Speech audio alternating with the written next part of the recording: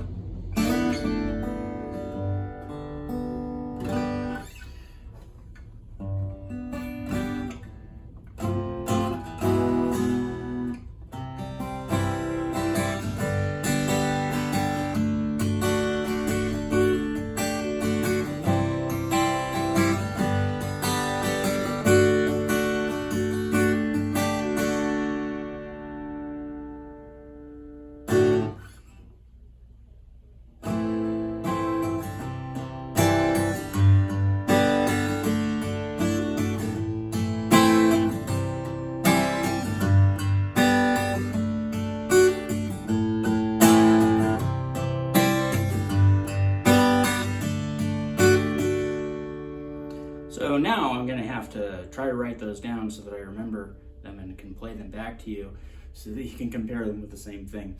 I'm not necessarily like a super great guitar player. I only work for great guitar players, so you're going to have to bear with me. Just to kind of go into some of the other stuff, just because I wanted to get the playing out of the way pretty early on in this video, I just wanted to talk about the finish work a little bit. I don't even have to do a solvent test on this to tell you that this is lacquer that I'm looking at. the sheen on this will tell you. This is gorgeous finish work, as I was saying. The gaps and stuff, like around the bridge and around the tongue of the fretboard and around the heel, around the binding that I usually see on cheaper guitars, I'm not even seeing it.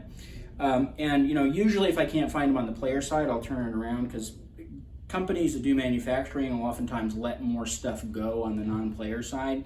And even looking around here, it's just immaculate. It looks like there's like a tiny little finish chip that was fixed here in the factory, and then that's it. That's the only thing that I'm seeing, and that's a pretty normal thing to see on a guitar that just came out of the factory. Speaking of which, don't look too close at the non-player side of your guitars, guys. It'll drive you nuts. But anyway. The tuners on this are sealed. They are not branded, which kind of tells me that they're kind of generic somethings. They are kind of Godot styled. They got nice comfortable buttons on them. The strap buttons on this guitar are fairly beefy. They're not like the really cheap, really super thin ones that I see on a lot of very cheap guitars. The cut of the wood on this is even just kind of remarkable in that when I turn this around and I look at the grain, this is just a gorgeous cut of high quality rosewood, which rosewood, kind of comes in different flavors. You may have noticed looking at some cheaper guitars that you look at it and go, it's not really a very pretty piece of rosewood. And then you look at some higher end ones and go, oh, that's pretty nice. It's got some nice grain to it. This has nice grain. The other thing is looking at the top of the guitar. One of the things that you can kind of look at for, looking at a top is just kind of how tight the grain is. Now, this doesn't necessarily matter for some of the reasons that I've seen people talk about it matter. A lot of people will say that, with the tighter grain, that the top moves more because it's got more strength. That's not necessarily true. But what is true is that if you have a tighter grain on the top, it does mean that piece of wood is stronger. And so if you're a builder, you're doing your own guitars, oftentimes if you get a piece of wood like that, you'll opt to make it a little bit thinner because you can get away with it, which will decrease the weight and add to the volume and tone that guitar can pump out. The grain on this guitar is very tight, and it's got a little bit of a thing in it called silking, which I don't think I'm going to be able to show you over this camera. Silking is kind of like a very, very tiny little sort of flame figure that you see in some kinds of spruce. Usually when you see that, it means that it's quarter sawn. Not always, but it generally speaks to kind of a higher quality cut of spruce when you see that, and this has that going on. Beautiful book matching. One of the things that I'll comment on is you can see maybe a little darker line here and a little darker line here. This was definitely a book matched piece of single spruce. The same thing can be said for the back, where we see a matching up of the lines. That's not always the case on cheaper instruments. And again, the neck profile on this guitar is just very nice. One of the things that I really like about this guitar is that they opted to do a satin finish on the neck, which I really love. I think that this should really be something that should be more common. One of the reasons is because it's gonna get that way anyway. If you try to make a shiny gloss neck with lacquer, eventually your skin coming in contact with it is going to make it not shiny anyway. When you start off with a satin finish, satin is when it's nice and soft and not shiny. When you see that, it means that your hand isn't going to stick to it as much. So if you've ever played a guitar where you're kind of trying to slide up and down the neck and it's kind of hard to move because you're kind of sticking to it, that happens less with this kind of finish. It's much smoother. Your hand glides up and down nice and easy. Yeah, that's pretty much all of the build quality stuff. In terms of the hardware that's currently in here, the pins in here look like they're some cheap ABS plastic, a little white dot in them. The nut and saddle are made out of some kind of plastic. I don't think this is like cheap ABS, and I don't think it's like PVC or anything like quite as cheap as that. This feels like some kind of specialized plastic that Yamaha may have been, you know, developing themselves. I haven't read into this material too much. I usually am just pulling it out if it's plastic, regardless of, you know, what kind of plastic it is. But I will say that from the tone of this, it speaks to me that it's not some kind of like really cheap thing. Probably what it is a plastic that is impregnated with some kind of fibrous material. So it's probably kind of related to a material called like micarta, which is like a plastic that's filled with like paper fibers, or it's like something like, you know, a fiberglass sort of resin or something along those lines, which would be something that, you know, isn't unheard of for instrument companies. A lot of companies try to use more like plastic related stuff just because for construction purposes, like going out of the factory, it's more consistent and easier to work with materials that are artificial a lot of times than materials that are natural like bone. If you think about it, you're trying to like put out a guitar for profit. Every minute that that guitar is sitting on a bench and not out the door, it's not making money for the company. And so companies a lot of times will make decisions like that based on, you know, just how easy a material is to work with. But higher end companies that are actually trying to produce something nice, will tend to work with nicer artificial materials than just like the standard ABS or PVC plastic that you see in some guitars. But anyway, we're going to be pulling it out and we're going to be replacing it with a natural custom cut saddle and nut and bone pins. What I expect, and I don't know, I might cut this part out of the video. What I expect is that we're going to get more equal or more evenness in the tuning, because right now what I'm seeing is this. No, sorry. So we got movement on that E, got movement on that B string, but not quite as much on that G, not quite as much on the D. That's a movement there. That's a movement there. What I'm doing is I'm applying pressure behind the nut to the string here and seeing if I get that warbling effect or if it just goes out of tune. If it just goes into a different tune or I don't hear any movement in the tone there, what that tells me is I've got pinching in the nut. I don't have that in this case on all but maybe that G string and the D string. They are pinching a little bit, like I've got to push a little bit harder. So like about the same amount of pressure as I'm applying there is the amount of pressure that I'm applying here. And you can hear that that's not, I can make it. If I push with like all three fingers there, I can make it move. But that's not a very good amount of movement that I'm seeing there. You know, in terms of the saddle and the pins and everything, what I'm expecting is on top of the tuning stability from the nut, I'm expecting to get a little bit more volume and perhaps a little bit more low end with the bone. This is kind of a high-end guitar, and kind of what I suspect is that this might be like some kind of fiberglass material or something that resonates kind of with higher frequencies, and so we're going to see if adding the bone kind of warms it up a little bit and kind of expands the amount of frequencies coming out of this. You can kind of think of the saddle as being kind of an EQ. So if you put like a plastic saddle in, something that's happier with lower frequencies, you may see this thing where like it'll cut out the higher frequencies and you just don't get those out of the guitar. Whereas if you put something that's happy resonating at that frequency, letting those frequencies go through, you know, you'll end up with kind of a more even EQ, and that's kind of what I'm hoping for here. And I'm also hoping that putting the bone pins in there are going to give me a little bit more sustain than this.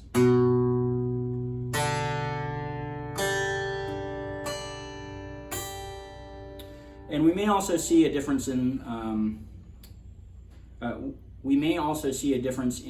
the intonation.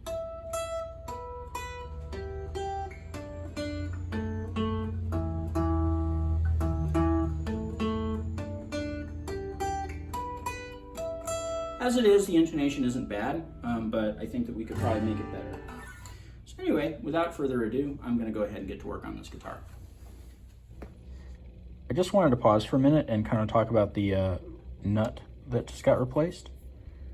So this is the nut that I pulled off. Plastic, it's you know, pre-molded, etc. And then this is the nut that got carved for it.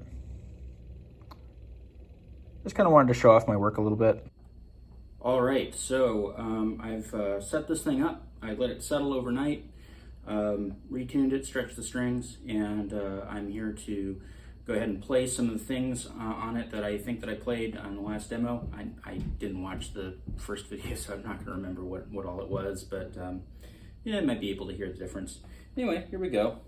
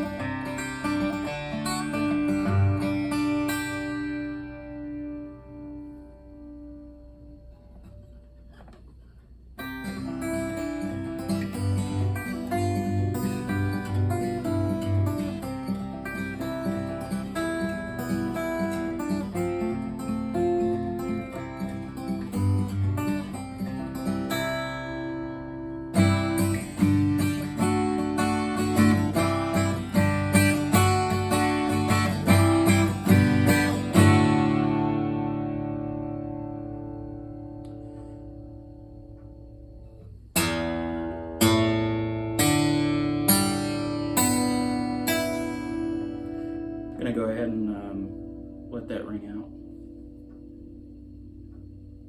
Definitely hearing a lot more sustain. I'm gonna go ahead and check out the intonation.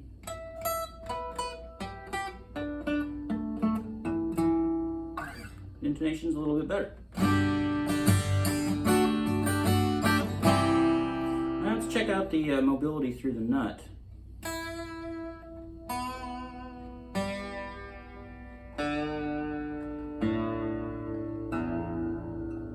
Yeah, definitely feeling the strings glide through those nut slots a lot easier. And plus, you know, the parts look a lot better too. This is a nice guitar, and it looks a lot better with nice hardware. One of the other things that I noticed when I install bone and stuff is that I'm able to pick up harmonics a lot easier. I'm usually able to pick up harmonics on just about every fret. I'm gonna just go ahead and show that off for a second.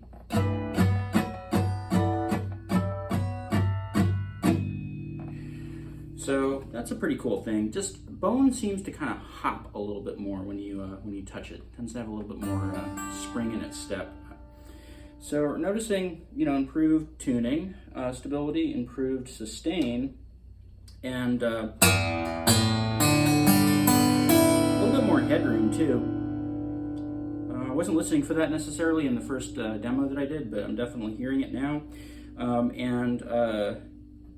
The other thing that I'm hearing too is that, again, these low strings have a little bit more presence than they did before.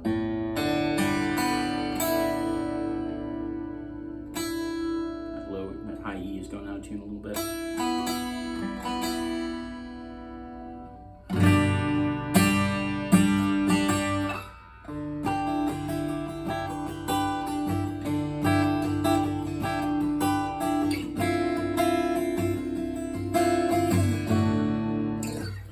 So yeah, my thoughts are that this is a great guitar already, even without the improvements that I made here.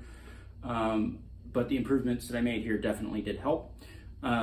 This guitar apparently cost around $300, and I would say that you know, doing the this work that we did on it was around $180 in terms of labor.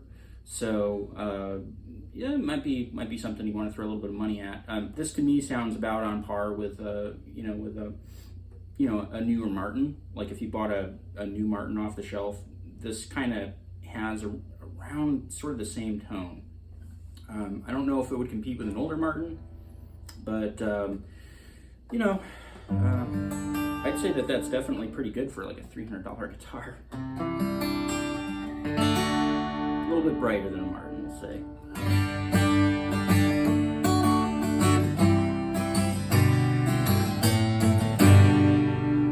So anyway, this has been Drew Jones of Drew's Guitar Shop in Seattle, Washington. There's a link to my Ko-Fi in the description of the video if you feel like kicking me a few bucks if you found this helpful.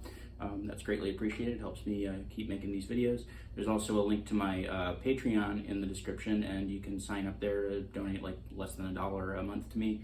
That also greatly helps me out. The other thing that's down there is a link to my website that has a page on taking care of stringed instruments that you might find helpful, as well as my price lists and everything and my contact information. If you found this video cool, I have a lot of other videos like this, mostly pertaining to like, modifications and stuff, luthier related and sometimes player related things. So, be sure to check those out and link them to friends if you have friends that would be interested. Thanks for watching.